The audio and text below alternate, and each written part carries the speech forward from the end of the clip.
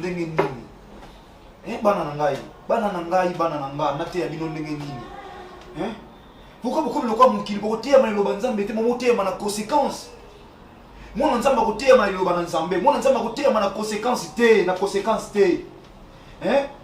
mukili loba pesa mutu toli ona ke ko bina te mais c'est ça donc biso tozote ya bino loba na nzambe ya mote boko kokwea na mabe mais bolingi te sifa bolingi boso bokwea liboso bokwea premièrement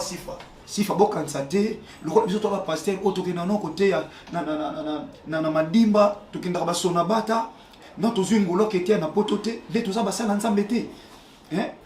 yango te nalobi teke basala na nzambe oyo bakenda poto nde bango non oyo nyonso akendaka yesu masiya alobi na mokana na Matthieu chapitre 9 na verset 35 bible alobi yesu masiya oyo aza modele na biso abanda okende de ville en ville de village en village mpona teya sango malamu kokende partout kokende koteya na Bruxelles koketeya na Paris ezaka ba ville eza mabe te mpona mosali na nzambe samba bomo sifa mena ochenga wapi ochenga papa na yo nga pasteur na yo ochenga wapi. Moi j'avais dit ainsi dit l'Éternel le loso pesa nga contre la vie wa tala oyo miso abomoto ezomo eza miso nzambe te batu bakoyi koloba batu bakosala bakoyi humilier yo batu bakoyi koloba eza impossible mais nzambo yo soka lobi na yo eza possible etikala possible batu balata bakumisa babilamba ba griffe bakumisa balobi tolata bien tolata batu bamikumisa ma mais nazote yo mona na ngai nana yebaki cash ne ekoza na plaire un jour cash ne ko komelo kwa valeur nana ndime batu nyonso bakolata lelo cash ne nana ko ekochango kaya ya mutu na mutu asa na tana ye na yebisaki yo nzamba yebisaki nga mobali na yo na lobaka ngo awa na biro oyo tofandaka awa mobali ya vie na yo aza patron na yo ok ko réaliser na kibomoto. Christ a dit nos pensées ne sont pas ses pensées sifa otikinga pasteur na yo oui kokende pa mosala nzambe mosusu esa mabete so aza mosala nzamba solo kwazo tambola na kobanga nzambe mais ok pa mutu lokola prophète dos unique aza suna nzela nzambe te ya dos unique je le connais très bien ayebinga mala mosala nzambe wana aza suna nzela nzambe te lelo soki basala nzambe ba prophète bazo fingisama et ça pona ba faux c'est pas tous les prophètes de bazama be mais ba prophète lokwa ba dozi ici batika nzamba comment ça la nzoto awa ngana senga bino mbongo te seke nzamba zate mais sona comment yebisa yo pesa mbongo pona selo service abo pesa action de grâce avant na obligé yo na volonté na yo te mais na bozo pesa ba mbongo biso tote ya vérité bozo mona biso toza bato lokuta siko kenda ipa na ye wana yo kanti dozi ndika selo musala nzambe ya pamba asengi ba mbongo je sais na yebi cet homme de Dieu asalaki na nzambe lo asasuna nzambe te mwana na ngai yokanga malamu mukile zoke na suka bible zolo bango bien na suka bato ebele bakobima na kombo ya Yesu Masiya Nazareth mais bakozala ya yete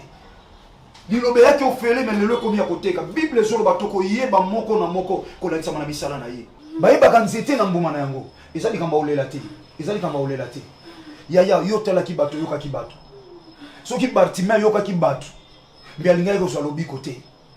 ko vivre te po bato bazolo baba parents bazolo baba bazo telemela yo baninga bazo telemela yo ke obali na nute a Jésus pusana ndemo lobaki na awa o ménopause ya kolinga koyoka bato te yoka nzambe a réserva projet ya bonheur po na moko oya zaye et makambo wana ekokisama na temps ma fille mais regarde maintenant po na koyoka bato tala résultat nzamba sunga yo mais yeba ke maladie osanango nzamba za nzambe akoye kobikisa yo kompa ko tiko kufa mais alimbisi yo atiki yo vivre conséquence ya lisumu nzamba za nzambe ezana bato babela maladie oyo ya basida abikisa bango même soupe alimbisi lisumu na bango mais ba vivre conséquence ya lisumu parce que le salaire du péché c'est la mort mobali nano bali yote okoye déjà kofana na soki na flat hotel bozo vivre bo comme lokola ba marié ça c'est déjà c'est l'abomination devant l'Éternel mobali abali yote oki kofana nesika moko pona presser ya libala pona ko welela ya libala ezeloka ko welela te nzamba sala mwasi nyonso na mobali na ye ateli kambe umeli so tikali fidèle na nzambe to ou tard pa ya bato mukili mais pa ya nzambe za la tarte apesa ke loko na tangu na yango ba o babali liboso ba msu babala na ba fete ba madesu ba pundu mais lelo bato azoba na Miss Girl bato babala na ba kiti ma bende ya ba malili na ba 3h du matin mais lelo bato babala na ba salle de fête maman na bino tango balaka wazo presser bande ko presser balo ya chaka manzaka te mukola balaka mais lelo bato azobala bazosama nzaka malamu bazolata bavoila kitoko eloko eza na tangu na yango zela tangu na yo écoutez ma fille yokanga très bien na ina sukisa naza na pasi na mutema mais landanga très bien lo basuka na zoyebisa oza déjà n'était malade na simbi yo lokola tata nelemba bolingo na lingi yo mais na lingende misala na yote sifa na vie ne faut plus jamais être pressé likambo ekomeli yo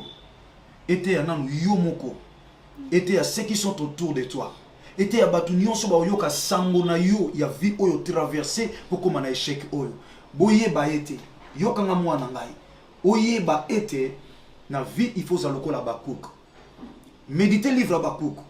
Habakkuk alobia prophétie ya Nzambe ata ewumeli suka ekokisama il faut tikala na poste alobi naza toujours na poste na ngai nazo zela ata batu bazoloba ata batu bazotonga ata batu bazo humilier ata natikali ngai moko na miso ya batu kasi na miso ya Nzambe natikali ngai moko te yango David azoloba na psaume 121 alobi l'Éternel est mon ombre à ma main droite pendant que mutaza na mulili elilingi ne mona na raté mais or elilingi na yo yango eza présence en Nzambe même dans le malheur même na kati ya désolation tout le monde azoloba mabe po na yo zala lokola Habakkuk lobi te bozo tonga ngai bozo finga ngai bozo tseka ngai na likambo pasi on azo traverser mais natikali na poste lokola Habakkuk na yebi o Nzambe alaka ngai